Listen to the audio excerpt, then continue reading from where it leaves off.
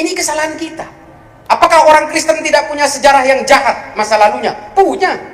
Tapi dibuka. Lalu orang Kristen belajar dari sejarah yang tidak nyaman itu, sehingga hari ini orang Kristen damai-damai saja. Tidak seperti kita yang masih saling bacok sesama. Salam saudara-saudara yang diberkati Tuhan, selamat datang kembali di channel ini. Bagaimana kabar saudara-saudara semua? Saya berdoa semoga saudara yang menyaksikan video ini dalam keadaan baik-baik saja. Amin.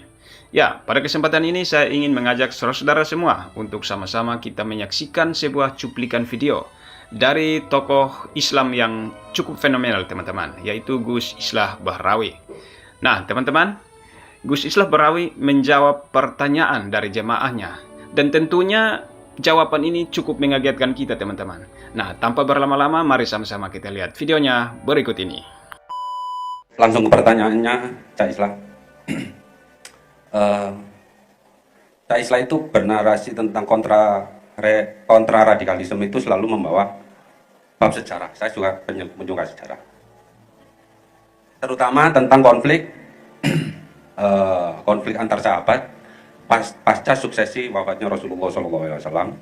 Itu kan keterlibatan sahabat. Tadi saya dilantik sebagai tim Ababil untuk mengedepankan akidah Ahlus Sunnah wal Jamaah.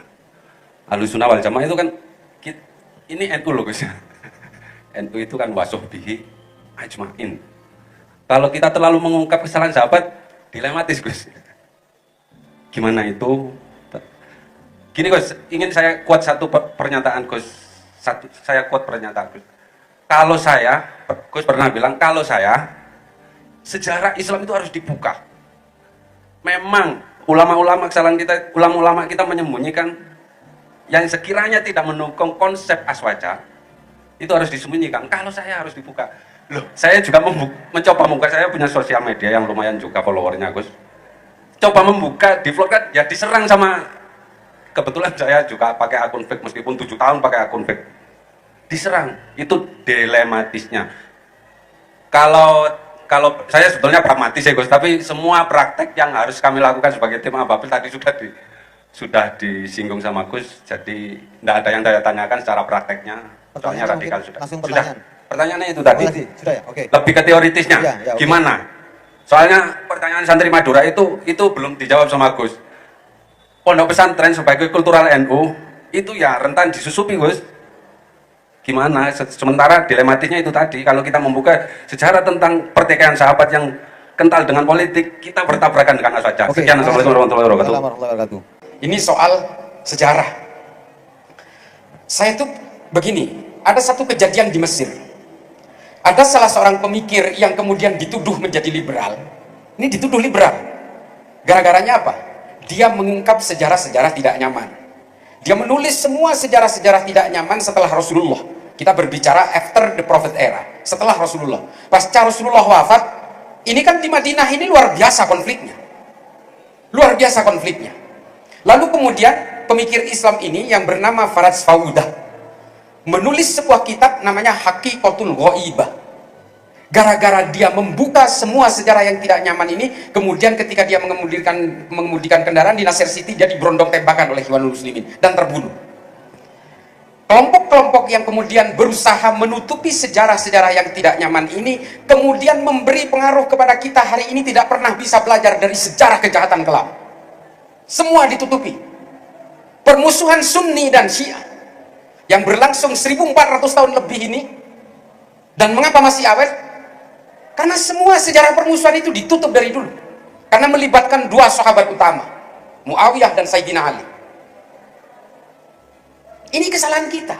Apakah orang Kristen tidak punya sejarah yang jahat masa lalunya? Punya. Tapi dibuka. Lalu orang Kristen belajar dari sejarah yang tidak nyaman itu, sehingga hari ini orang Kristen damai-damai saja. Tidak seperti kita yang masih saling bacok sesama orang Islam. Karena apa? Kita menutupi sejarah masa lalu. Soal penghormatan kita kepada para sahabat, kita meyakini itu, kita menghormati. Apakah kemudian kalau kita belajar dari sejarah kemudian salah? Apakah kita harus percaya kepada hadis-hadis dhaif yang sebenarnya waktu itu ingin meredam orang-orang supaya tidak terlalu terjebak dalam berbagai polarisasi konflik di Madinah? Mulai dari konfliknya Sayyidina Umar dan Sa'ad bin Ubadah sampai konfliknya Bani Umayyah dengan Bani Hashim. Banyak sekali hadis dhaif keluar yang meminta semua sejarah-sejarah kejahatan itu ditutupi. Sehingga apa? Kita tidak pernah belajar. Saya sudah mengatakan itu di Tuban.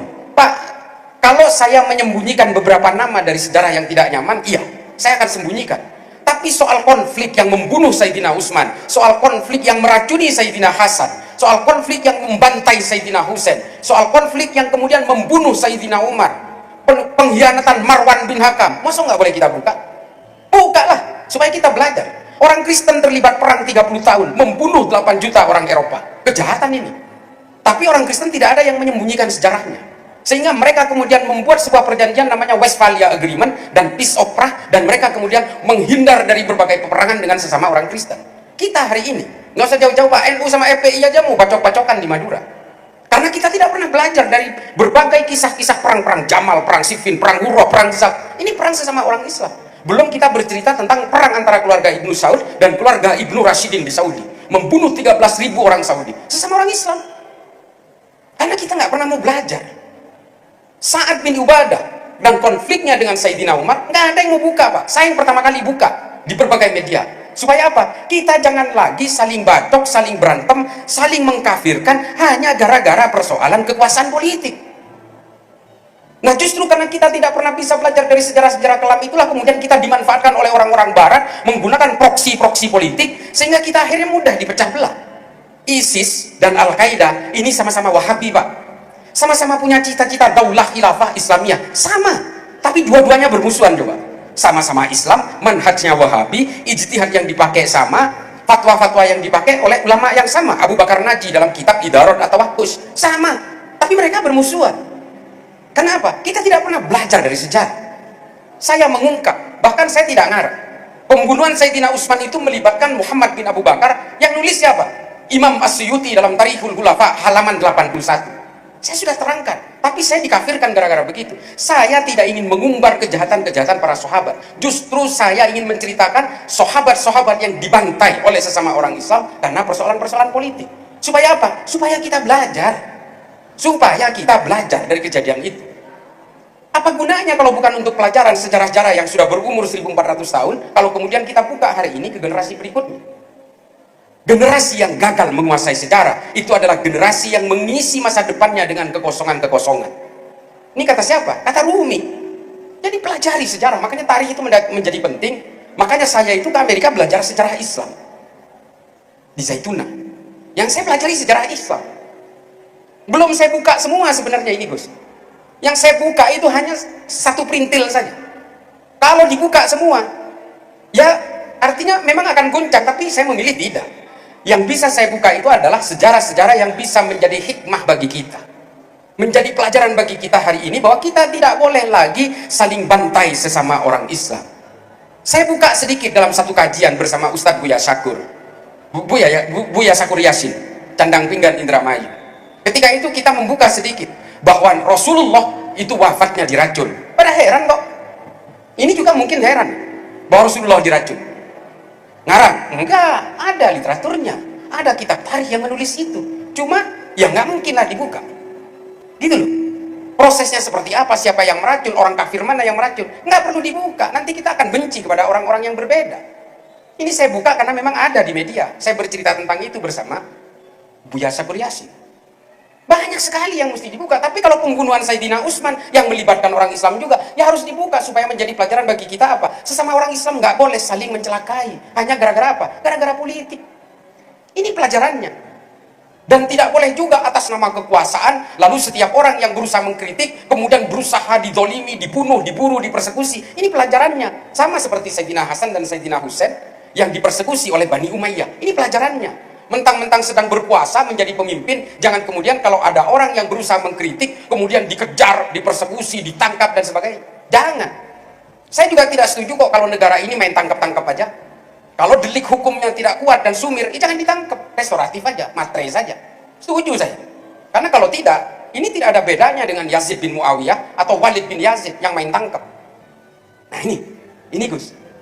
Saya tidak ingin membuka kebobrokan-kebobrokan yang lebih kelam. Kita setuju pembunuhan Sayyidina Utsman ibnu Affan ini dilakukan oleh sesama orang Islam atas fitnahnya Marwan bin Hakam. Cukup. Artinya apa? Kita jangan percaya kepada sesama orang Islam yang memfitnah sesama orang Islam sehingga sesama orang Islam akan saling tikam. Imannya sama, madhabnya sama, manhajnya sama, ijtihadnya sama, tapi gara-gara politik berantem. Nah ini nggak boleh ini. Pelajarannya dari mana? Terbunuhnya Sayyidina Utsman, terbunuhnya Sayyidina Ali, terbunuhnya, teracunnya Sayyidina Hasan, dan juga pembantaian terhadap Sayyidina Husain. Terbunuhnya Sa'ad bin Ubadah, terbunuhnya Sayyidina Umar. Semua karena persoalan-persoalan konflik politik yang nggak boleh ditutup-tutupi. Supaya kita belajar peluang-peluang menutupi sejarah-sejarah kelam ini yang dipakai oleh orang barat, kemudian memanfaatkan kebodohan-kebodohan kita karena kita tidak bisa belajar dari sejarah. Padahal semua itu literaturnya komplit. Semua kitab-kitab sejarah, kitab-kitab tarikh mencatat setiap kejadian itu.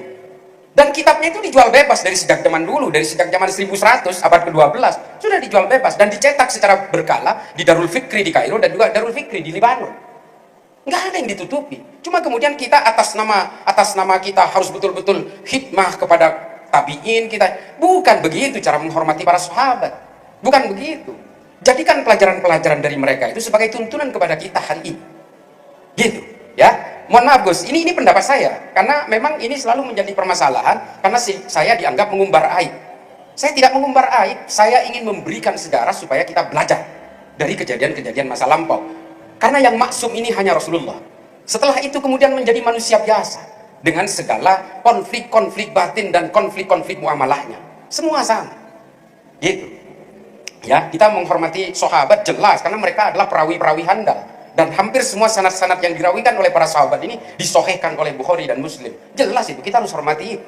Bahkan Yazid saja, Yazid bin Muawiyah yang zaman dulu itu dianggap brutal karena membunuh Sayyidina Husain, dia juga merawikan 820 hadis. Jangan salah loh. Untuk urusan itu kita harus hormat. Kalau memang disohihkan oleh Bukhari Muslim, kita hormat kepada hadis yang dirawikan oleh beliau. Takdim kita. Tapi untuk urusan kelakuannya, oh maaf, kita nggak boleh nyontoh.